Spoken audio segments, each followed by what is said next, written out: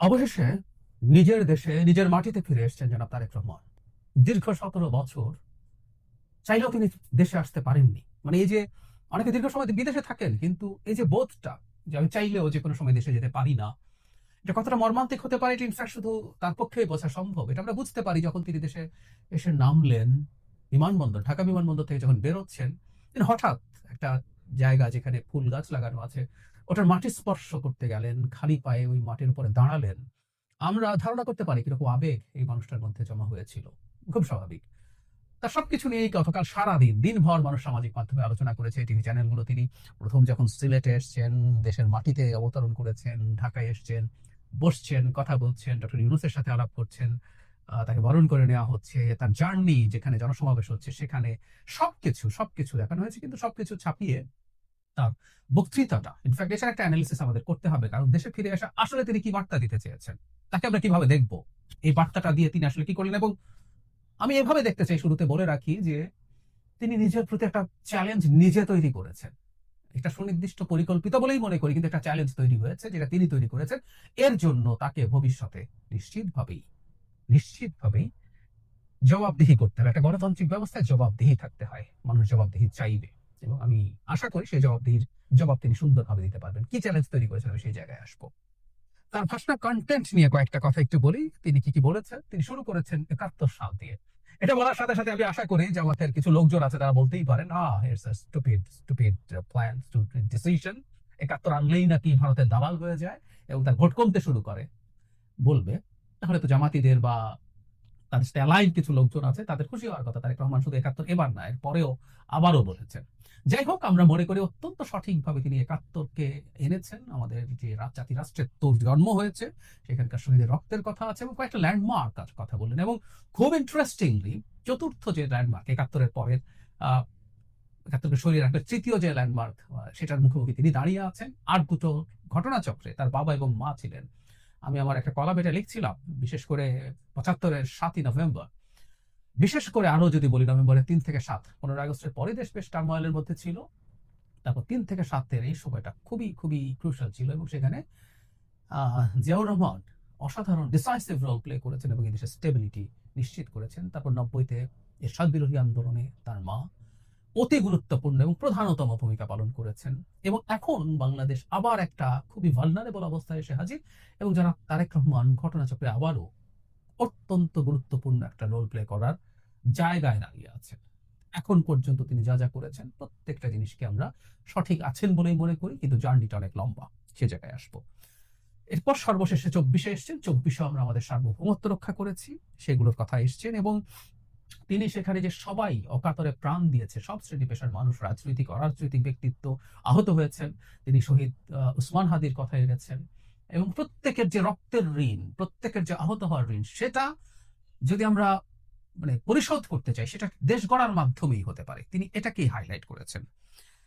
তিনি দেশের ডাইভার্সিটিকে অ্যাকসেপ্ট করছেন। মানে একজন মধ্যপন্থী রাজনৈতিক দলের যা হওয়ার কথা, যেহেতু আইডেন্টিটি পলিটিক্স করেন না তিনি, মধ্যপন্থী রাজনৈতিক দল, বাংলাদেশের সবচেয়ে বড় মধ্যপন্থী রাজনৈতিক দল বিএনপির প্রধান, তাই এখানে সবার তিনি পাহাড়ের কথা, সমতলের কথা, বিভিন্ন ধর্মের নাম উল্লেখ করে করে বলেছেন। সব রকম মানুষকে নিয়ে তিনি দেশ গড়তে চান। এবং কি ধরনের দেশ হবে এটা নিয়ে আমরা ভবিষ্যতে বিএনপির নির্বাচনী ক্যাম্পেইনের একটা ছোট্ট গ্লিম্পস আমরা পেতে পারি। বিএনপি অনেক কিছুকে হাইলাইট করবে, কিন্তু নিরাপদ এবং স্টেবল বাংলাদেশের কথা তিনি এখানে বলছেন, শুরুর দিকে, পরেও রিপিটেডলি বলেছেন। সেই নিরাপদ বাংলাদেশটা কেমন সেটাও তিনি আসলে ব্যাখ্যা করেছেন। কারণ সাম্প্রতিক সময় আমরা খেয়াল করেছি সকল মব, সকল বলছি এগুলো মবও না, এগুলো পরিকল্পিত সন্ত্রাস, মবের মতো স্পন্টেনিয়াস কিছু না। এবং কিছু লোকজন আছে এইটাকে উস্কে দিয়ে নানা রকম বিশৃঙ্খলা হুজ্জতি করেছে। সর্বশেষ ডেইলি স্টার, প্রথম আলো, উদীচী, ছায়ানটে হামলা, এবং বিভিন্ন জায়গায় মানে মাসের পর মাস ধরে ৫ আগস্ট পরবর্তী সময়ে তথাকথিত বিপ্লবের নামে কিছু কিছু মবস্টার, কিছু অ্যানার্কিস্ট এগুলো উস্কে দিয়ে গেছে। সেগুলোকে অ্যাড্রেস করছেন। আমি ধারণা করি এটা একটা ব্রিলিয়ান্ট পিক, কারণ এই দেশের স্থিতিশীলতা চাওয়া মানুষরা এটা কোনোভাবেই নেবে না। এটাকে তিনি খুব গুরুত্ব দিয়ে দেখিয়েছেন। ওসমান হাদির কথা বলেছেন, আগেও বলেছি, গণতান্ত্রিক অধিকার চেয়েছিলেন, সেগুলো তিনি বলছেন। আশঙ্কার কথা বলছেন যে আধিপত্যবাদী শক্তি এখনো গুপ্তচর নিয়ে বসে আছে, তাই মানুষকে সতর্ক এবং শান্ত থাকতে হবে। খুবই জরুরি, প্রভোকেশন থাকবে, এই প্রভোকেশনের বুকে শান্ত থাকা। সত্যিকার অর্থে বিএনপির মতো এত বড় একটা রাজনৈতিক দল নানা রকম প্রভোক ফিল করেছে জনাব তারেক রহমানের বিরুদ্ধে অকল্পনীয় রকম অশ্লীল স্লোগান দেওয়া হয়েছে ঢাকা ইউনিভার্সিটি এবং অন্যান্য ইউনিভার্সিটিতেও, যেগুলোতে ছাত্রদল বা বিএনপির যে শক্তি আছে বাংলাদেশের টিপিক্যাল ক্ষেত্রে যা হয় যে তারা পাল্টা ব্যবস্থা পাল্টা কোনো সংঘাতে জড়ানোর চেষ্টা করে, কিন্তু সেগুলো ধৈর্যের পরিচয় দিয়েছে, কারণ তারা চেষ্টা করলে এখানে সংঘাত হতো এবং ছাত্রদল বা অন্যান্য দল তাদের যে পুরো দলের যে শক্তি তার সামনে টেকার কথা ছিল না, কিন্তু এগুলো খুব সুচারুরূপে তারা এড়িয়ে গেছেন। তো এটা ভবিষ্যতে চর্চা থাকবে, আমরা এটা আশা রাখতে চাই। তিনি দেশে শান্তি চাই এই কথাটা 3 বার বলেছেন। তার মানে আমি বলছি কথাটা যে আসলে কোন জায়গাটাকে গুরুত্ব দিচ্ছি, এটা আসলে সবচেয়ে গুরুত্বপূর্ণ। আমরা নিরাপদ যদি থাকি, একটা স্টেট হিসাবে যদি এক্সিস্ট করে, এখানে যদি অ্যানার্কিজম না থাকে, তাহলে আমরা বুঝতে পারি যে এবার বাকি কাজগুলো আমরা করতে পারবো। সুতরাং এটা অত্যন্ত মানে একেবারেই এসেনশিয়াল প্রিরিকুইজিট, মানে একটা অশান্ত দেশে যাবতীয় কোনো প্ল্যান পলিসি কাজ করবে না, সেটাকে হাইলাইট করছেন। এবং আবারও বলছি, পাল্টা দিকে যারা আছে তারা কার্যত অশান্তি তৈরি করতে চাইছে, কার্যত বিশৃঙ্খলা তৈরি করতে চাইছে।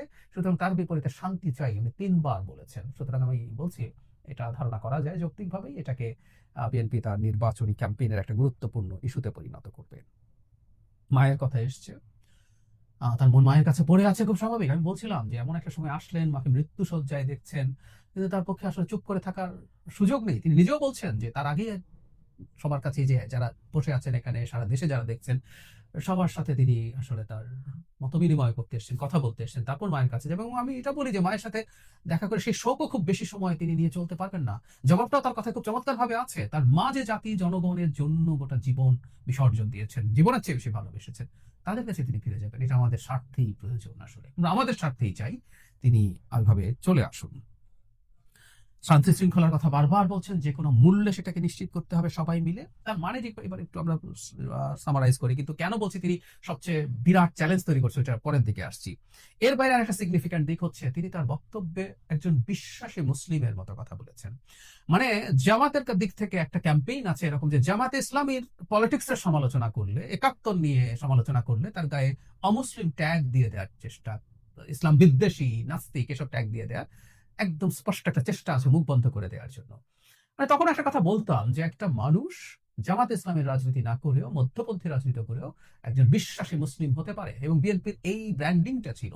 জনাব তারেক রহমান এই কাজটা করেছেন। তিনি প্রতিটা মুহূর্তে আল্লাহর নাম নিয়েছেন, রীতিমতো হাত তুলে মোনাজাতের মতো করেছেন, যেখানে তিনি এই জায়গাটা আমি একটু টুকে রেখেছি, আমি বলি উনি কি কি বলেছিলেন। হে রাব্বুল আলামিন, হে একমাত্র মালিক, হে একমাত্র পরওয়ারদিগার, একমাত্র রহমত দানকারী, একমাত্র সাহায্য দানকারী। মানে আল্লাহর রহমত চেয়ে তিনি চেয়েছেন এই দেশটাকে যাতে ঠিকঠাক মতো গড়ে তোলা যায়, তার এই রহমত থাকলেই সেটা সম্ভব হতে পারে। সুতরাং যেন তারেক রহমান বিএনপি করেন এবং উনি জামাতের মতো ইসলামী আইডেন্টিটি পলিটিক্স করেন না, তাতে তিনি মুসলমানিত্ব থেকে খারিজ হয়ে যান না, এই বার্তাটা দিতে হবে, দিয়েছেন। এবং এই বার্তাটা কঠোরভাবে আমরা আমাদের সমাজে রাখতে চাই, কঠোরভাবে রাখতে চাই। এটা খুবই সিগনিফিক্যান্ট একটা ব্যাপার আমার মনে হচ্ছে। এবার মূল জায়গাটায় আসছি, তিনি কি হয় তিনি নিজের উপরে চ্যালেঞ্জ তৈরি করলেন।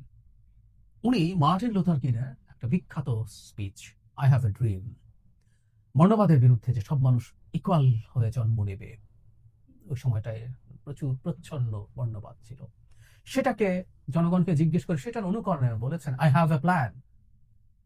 উনি এভাবে বলছেন, I have A plan for the people of my country, for my country. মারাত্মক ঝুঁকিপূর্ণ একটা statement, it's a brilliant one, কিন্তু ঝুঁকিপূর্ণ। ঝুঁকিপূর্ণ কেন বলছি, যদি তিনি তার প্ল্যান বাস্তবায়নে সফল হন, ওনার প্ল্যান কি আছে আমরা মোটা দাগে জানি, তিনি প্রচুর স্পিচ দিয়েছেন এটা নিয়ে, তার ঘোষিত যে তার ভিত্তিতে অনেকগুলো কমিটি তৈরি হয়েছে যেগুলো রিলেন্টলেসলি কাজ করে যাচ্ছে, খুবই ব্রিলিয়ান্ট লোকজন এগুলোর সাথে কানেক্টেড আছে, আমি ব্যক্তিগতভাবে জানি। এটা হলো পরিকল্পনার জায়গা, কিন্তু এটা এক্সিকিউশন করা, তার জন্য তার দলকে তার মতো করে তার চিন্তা বোঝা, তার সাথে রেজোনেট করা হাইলি চ্যালেঞ্জিং। সরকারের ভেতরে যারা আছে এটাকে পুরো কন্ট্রোল করে সরকারকে কাজ করানো, প্লাস তার দলকে জনকল্যাণে রাখা, অ্যাটলিস্ট জনগণের বিপদ তৈরি না করা, এই সব কিছু মিলে তিনি তার প্ল্যান যদি বাস্তবায়ন করতে পারেন, তার এই স্পিচ আমেরিকা যেমন মার্টিন লুথার কিংয়ের আই হ্যাভ এ ড্রিম স্পিচের মতো বিখ্যাত হয়েছে, ঠিক একই রকম ভাবে এটা স্মরণ করা হবে। আবার এটা যদি না পারেন, এটা প্রচুর বিদ্রুপের শিকার হবে, ব্যঙ্গ করা হবে তাকে নিয়ে, এটাতে কোনো রকম কোনো সন্দেহ নেই। সুতরাং তিনি তার উপরে চ্যালেঞ্জটা তৈরি করেছেন। আমি বিশ্বাস করি, আমি কনফিডেন্ট যে তিনি জেনে শুনে এটা করেছেন, এবং ওটার জন্য তিনি সর্বস্ব দেবার মতো প্রস্তুতি তার রয়েছে। আমি আশা করি তিনি সেটা পারবেন, আমি বিশ্বাস করি তিনি সেটা পারবেন। আমি সাম্প্রতিক সময়ে তার দেশে আসা নিয়ে যে কথাগুলো বলছি, আমি পত্রিকায় যে কলাম লিখছি, সেখানে এটাই বলতে চেয়েছি আমরা পছন্দ করি বা না করি, আমরা বিএনপিকে ভোট দেই বা না দেই, আমরা তারেক রহমান যেমনই মানে তার সরকার হোক বা না হোক, যাই মনে করি না কেন, তাকে শুভেচ্ছা জানানো, শুভকামনা জানানো দরকার। তার সাফল্য মানে আমাদের দেশ ভালো থাকা, আমাদের রাষ্ট্র ভালো থাকা। এই ব্যাপারটা আমাদের খুব ক্লিয়ারলি মাথায় রাখতে হবে বলে আমি বিশ্বাস করি। আর যে স্পিচটা হলো, একজন রাষ্ট্রনায়কের স্পিচ যেমন হওয়ার কথা তেমন হয়েছে। তিনি ইনক্লুসিভ পলিটিক্স এর কথা বলেছেন, সবাইকে একসাথে কাজ করার কথা বলেছেন, জাতি ধর্ম বর্ণ নির্বিশেষে সবার কথা বলেছেন। এবং খুব ইন্টারেস্টিং, আমি খেয়াল করলাম উনি ওনার স্পিচে তরুণদের কথা বলছেন, নারীদের কথা বলছেন, কৃষকদের কথা বলছেন, 40 লক্ষ প্রতিবন্ধীর কথা আলাদাভাবে বলেছেন। আমরা খেয়াল করব মানুষের প্রতি ইনক্লুসিভ সোসাইটির জন্য তার মমতা কতটা আছে, কতটা সিরিয়াস তিনি, এই একটা একটা তথ্য আমাদেরকে সেই বার্তা দেয়। আমি নিজেও জানতাম না প্রতিবন্ধীর সংখ্যা 40 লক্ষ, আমি তার স্পিচে জানলাম, কিন্তু উনি আলাদা করে অ্যাড্রেস করেছেন। তিনি কিন্তু একটা ওয়েলফেয়ার ইকোনমির আলাপ করছেন সাম্প্রতিক সময়, স্বাস্থ্য শিক্ষা এবং সামাজিক নিরাপত্তায় কি কি করবেন, ওগুলো নিয়ে আমরা পরে আলোচনা করবো। সো ওই ইনক্লুসিভ একজন ট্রু স্টেটসম্যান যেরকম হওয়ার কথা, একদম ইনক্লুসিভ একটা পলিটিক্স, ইনক্লুসিভ একটা রাষ্ট্র পরিচালনার কথা তিনি বলছেন। তিনি হেট্রেড দেখাননি, এটা এখনো না, 5 আগস্ট থেকে যখন সবচেয়ে ক্ষুব্ধ অবস্থা থাকে তিনি, বেগম খালেদা জিয়া, আমরা দেখেছি এই কথাগুলো, অথচ কি পরিমাণ অত্যাচার তার উপরে হয়েছে, কি পরিমাণ অন্যায়ভাবে তাকে দেশের বাইরে রাখা হয়েছে, তার মা অত্যাচারিত হয়েছেন, তার ভাই একজন মানসিক অত্যাচারে মারা গেছেন, আনেননি। খুব বেশি দল নিয়ে অতি গর্ব করেননি, অন্য দলের অতি সমালোচনা করেননি, অলমোস্ট করেনি। ইনফ্যাক্ট তিনি তার কি করতে চান সেটা সামনে এনেছে। একজন ট্রু রাষ্ট্রনায়ক তার ভিশন আমাদের সামনে দিলেন। পুরোপুরি বাংলাদেশে আসলে এগুলো বাস্তবায়ন করা হয়তো কঠিন, বা পুরোপুরি করা যাবেও না, কিন্তু তিনি স্বপ্নটা দেখছেন, এবং স্বপ্নটা যতটা কাছাকাছি তিনি যেতে পারেন, ততটাই আমাদের চাওয়া থাকবে। আমরা কামনা করব তিনি যেন যেতে পারেন। আমরা তাকে প্রার্থনার মাধ্যমে দোয়া করে, আমরা তার সমালোচনা করে, যেখানে তিনি ভুল করতে যাবেন সেখানে সমালোচনা করে, শোরগোল করে, গণতন্ত্র এভাবেই কাজ করে, তাকে দিয়ে আমাদের এই কাজগুলো করো, তাতে তিনি সফল হবেন, আমরাও সফল হব। এবং তার এই বক্তৃতার বলা কথাটা বাংলাদেশের ইতিহাস হয়ে থাকুক, আই হ্যাভ এ প্ল্যান।